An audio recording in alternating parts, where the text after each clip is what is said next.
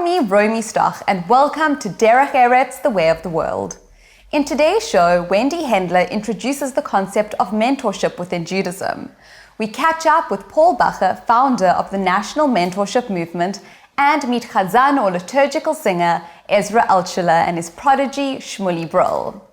Ellen Spira Hattenbach wrote that when a person is thirsty for knowledge and has the luxury of a well-matched mentor, the mentoring experience transcends age, experience, and position. In Ethics of Our Fathers, Ben Zoma would say, "Who is wise? One who learns from every man." Wendy Hendler elaborates further.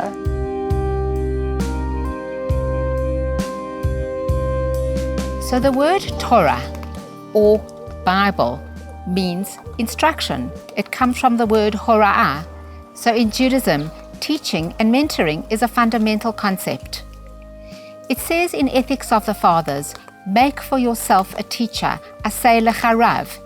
This is vital for the passing on of Jewish teaching and philosophy from one generation to the next. But asay lecha rav does not mean only make yourself a teacher, but make yourself a mentor. What is the difference between a mentor and a teacher? In the Bible, we learn about the malady called tzara'at, which is leprosy. It was a spiritual affliction, and a person suffering with this needed to present themselves before the priest or the kohen for him to determine whether they were spiritually impure or pure. But what if the afflicted person themselves was the kohen? Could they determine the nature of their own illness or whether they were pure or not? They could not. They had to present themselves before another kohen who would make that determination. And how does this relate to us today? In the same way as the kohen then could not see his own faults, today we are also often blind to our own imperfections. We are biased to find the best in ourselves and to interpret everything we do in a positive light. And that is why we need a mentor, someone who is wise and who loves us and cares for us enough to able to stand up and tell us the truth in a bold and honest way. Someone who wants for our best and is willing to hold our feet to the fire and to say, "I won't let you down. I won't give up on you, even though you may be giving up on yourself." And this is the concept of true mentoring, and it's the ultimate gift we can give one another. Each one of us has the power to be a mentor. In fact, Jewish thinking is based on the concept of chesed, or loving kindness. How better can we show our loving kindness for another person than to offer the best of our insight and our wisdom to that person in whatever area we have strength and knowledge, which each one of us does. In Jewish teaching, there's a prohibition for a judge to accept a bribe. Now, this is a pretty obvious instruction. The Torah wouldn't need to state something that is that obvious. So there's a deeper meaning to this. And the meaning is that we tend to bribe ourselves by saying that I can be objective in this case, even though I'm very personally connected to it. I don't need someone outside to help me with interpreting this matter. And yet, is that so? We all have our personal concerns, our interests, our feelings that unconsciously do blind us to our issues. To have someone else's eye on us, someone who's genuinely concerned for us and who sees what we don't see and is willing to stand behind us and say, "You can do better," is the kindest thing we can ever be given. And let's offer this to those around us. Each one of us has this capacity within us to be the perfect mentor. Let's offer one another this gift of our wisdom, our insight, our care, and our commitment. We're worth it, and so are the people we love.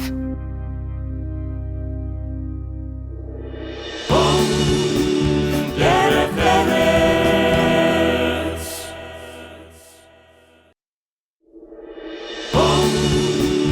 Derech Eretz.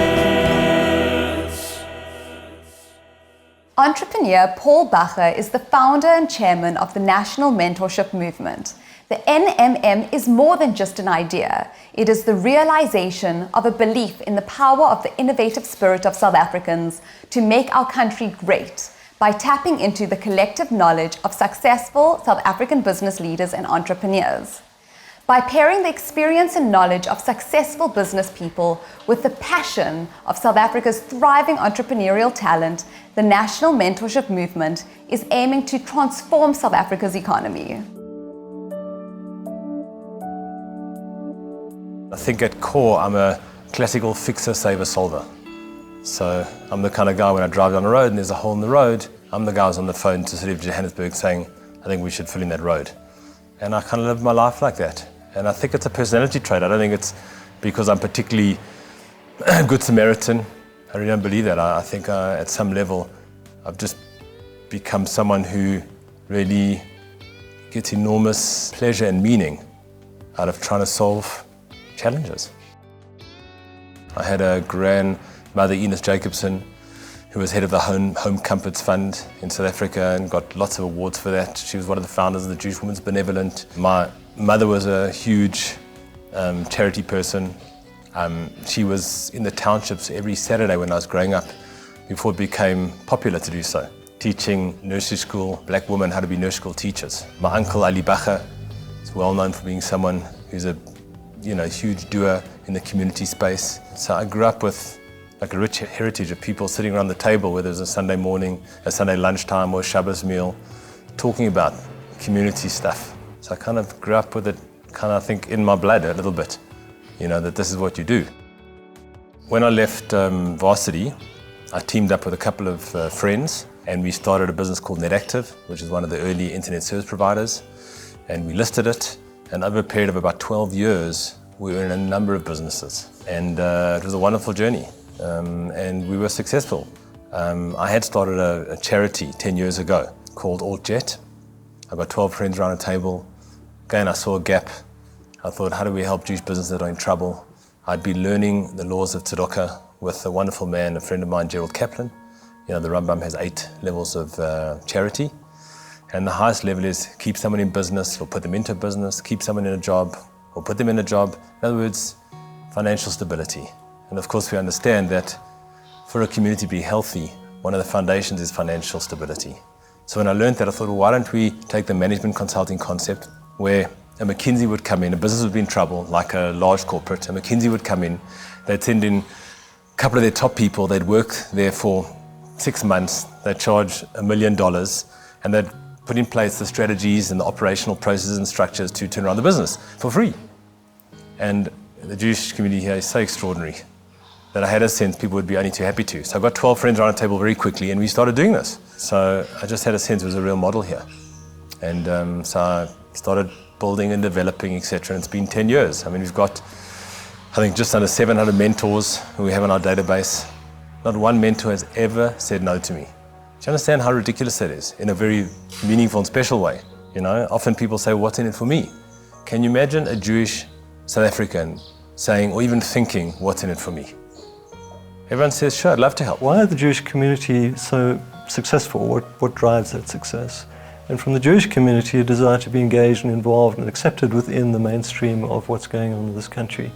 And I arranged a workshop where we got a number of senior people from both communities together. And out of that, the realization came that something which the Jewish community does very well is mentorship. And what we need is to connect that spirit of mentorship and volunteerism and wishing to give back to those in the community who haven't had the same privileges. I've been personally involved in mentoring over 1,000 businesses through the Altjet network. And I've seen what's possible. I see what happens when you team up a mentee with an appropriate mentor and the enormous impact, the turnaround, it's extraordinary. So I said, imagine if you could recruit 100,000 mentors, what we could do to this country. And understand if we could mentor 1 million businesses, we could add 2 to 3 jobs per business. That's 3 million more people with jobs. Now we know the average African family that has one breadwinner feeds 8 to 10 mouths. That's 24 million people are suddenly fed. I said to the community, isn't that worth thinking about? Isn't that something that's worth dreaming of and trying to operationalize? I was fortunate that I met a friend that works at Awethu, and she mentioned the National Mentorship Movement, and I thought that is something that I would need in my journey in business. We're currently in the middle of a pilot with about 60 mentors. We're working with the organization, the Where To Project, which is an incubator. And so they've experienced both in the startup space as well as in the requirements of mentorship. And it's been a fantastic relationship all round, with incredible commitment of amazing people at very senior levels wanting to give back and to make this work.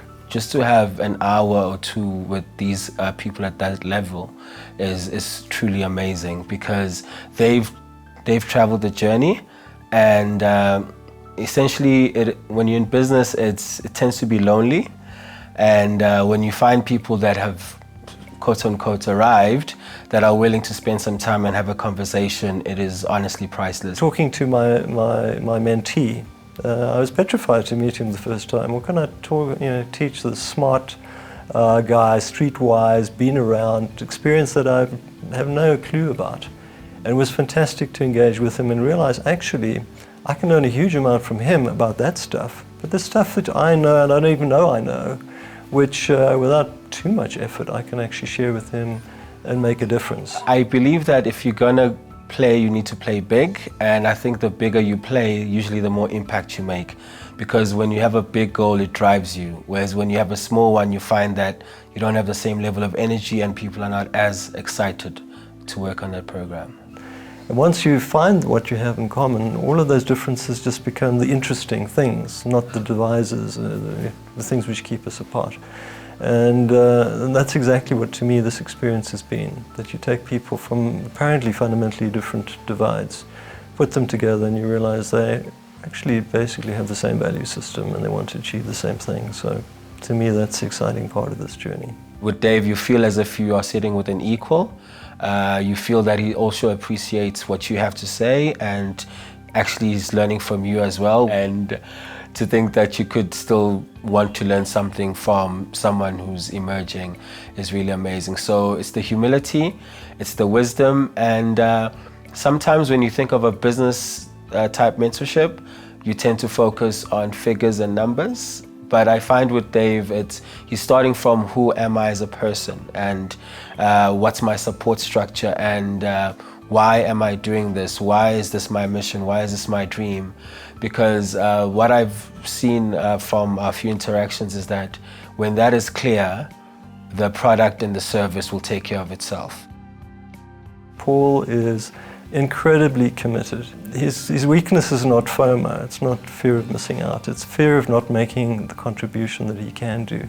But fundamentally we're doing this for Paul, and there's some extremely senior people who for no other reason want to make sure that we can assist Paul in fulfilling his vision. I often say to my kids, the streets of Johannesburg are lined with gold in terms of opportunities for Derech Eretz and doing good deeds. Every robot we come up against, we stop at.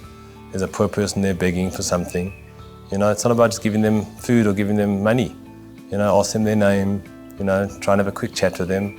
They're also people. They also need help. They also need chizuk. So for me, Derech Eretz is not just about the hero moment when one's on stage, and being polite to everybody and thanking everybody for pitching up. But it's really in the quiet moments when people aren't watching. That's for me when it really counts.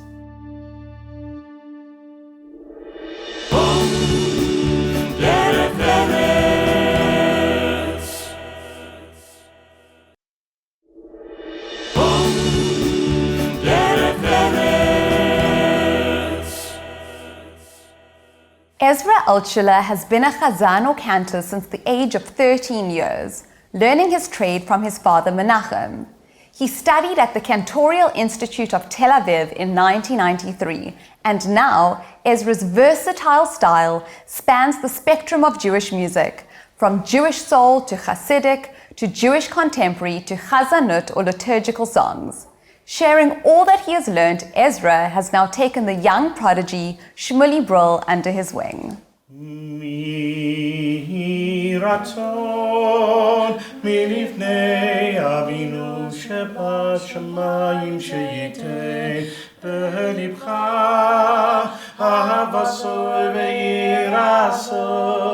I am a businessman, but really if I look at myself much more carefully, the love of my life is singing.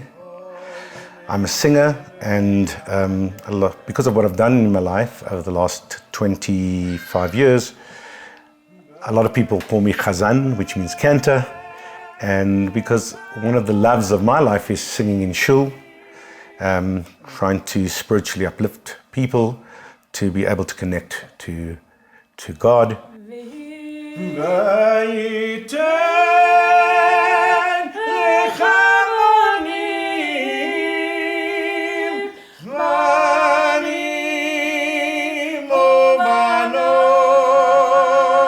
My main influence in my life was my father.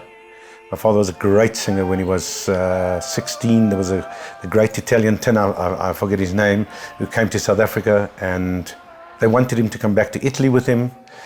He had the most unbelievable voice, and he used to sing at the Mowbray Hebrew congregation in Cape Town. And by the time I was 13, I started to take over the services and sing. But my father and I come from 7 generations of singers. All the others happen to have been rabbis as well, but they led the services in the shul. And it's the greatest inheritance that one can get, I think, something that's creative. My dad, he composes music and he can also sing, and my mom sings, and my grandmother, she lives in America, and she used to sing on the radio.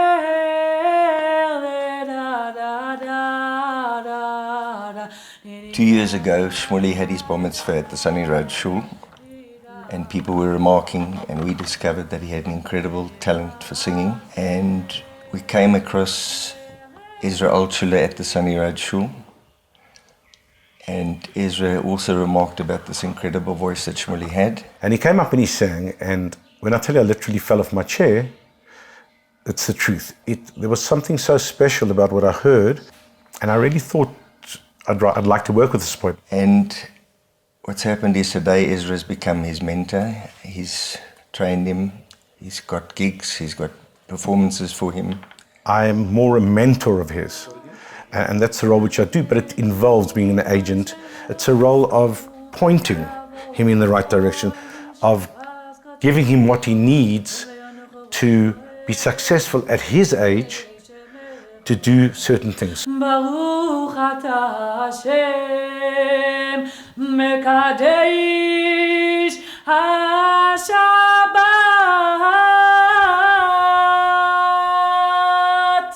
In shul you have what is Chazan. It's the person who leads the services. And really, what is the Chazan? The Chazan is the link between the congregation and God. And you're trying to be a spiritual link through that singing to uplift the congregation in spirituality, to reach a different level, a different realm, and be able then to connect in a different way to God. So for a boy of 13, it's very difficult to understand what the role is.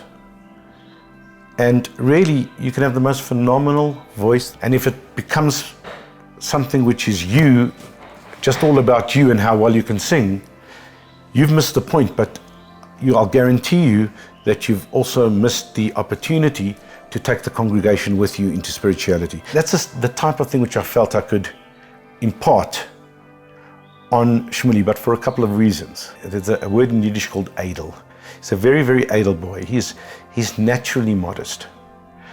And that's one of the forerunners, one of the foundations for success in singing in shul and being able to facilitate that spiritual upliftment. I get goosebumps when I hear him sing, and I'm extremely proud when people come up to me and say, do you know that he's got an incredible talent and he's so beautiful to listen to, and he's made a big difference in our shul or in our lives or anything like that. So I am a very proud grandfather. He was born in Israel and lived in Israel till 4.5 years ago. and his accent today is completely South African, but he understands Hebrew perfectly. So when he sings the service in Shul, he's understanding every single little word. Now that, for anybody who doesn't live in Israel, takes many, many, many years to understand and get that feeling of, while you sing, understanding every single word.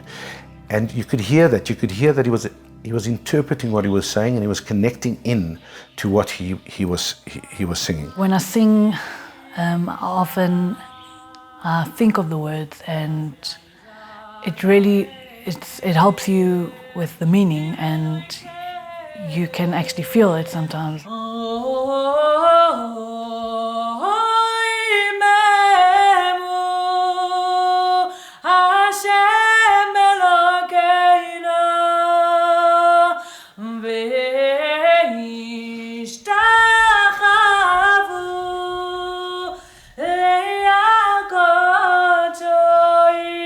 I felt that this was something that if I could come along and impart something of myself where I could give back.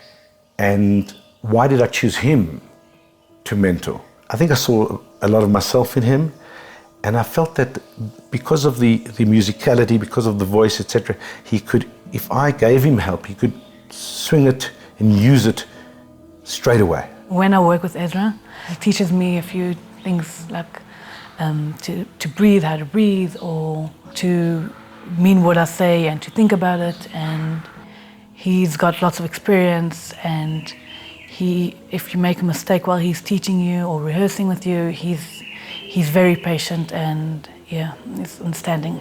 Working with Shmuli, working with a young boy,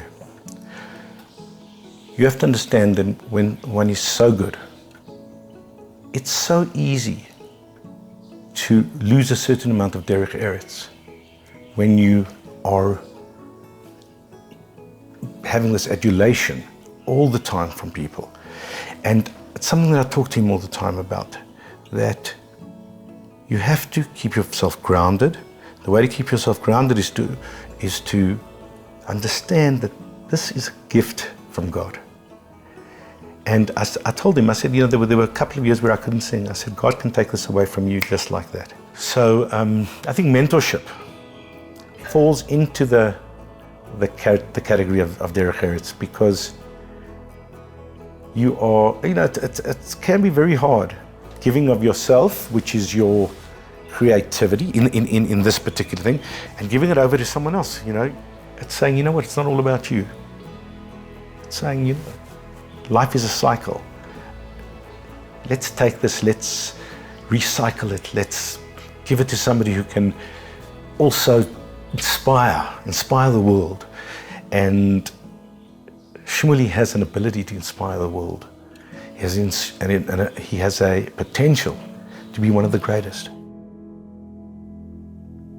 As is stated in Psalms 119, verse 99, "From all my teachers I have grown wise, for your testimonials are my meditation." If you have missed any of our past episodes of Derech Eretz, you will be able to watch them on our Derech Eretz Connect YouTube channel. From me, Romy Stach, and the Derech Eretz team, remember that should life throw you a curveball, your mentor will point you in a straight line with your best interests at heart.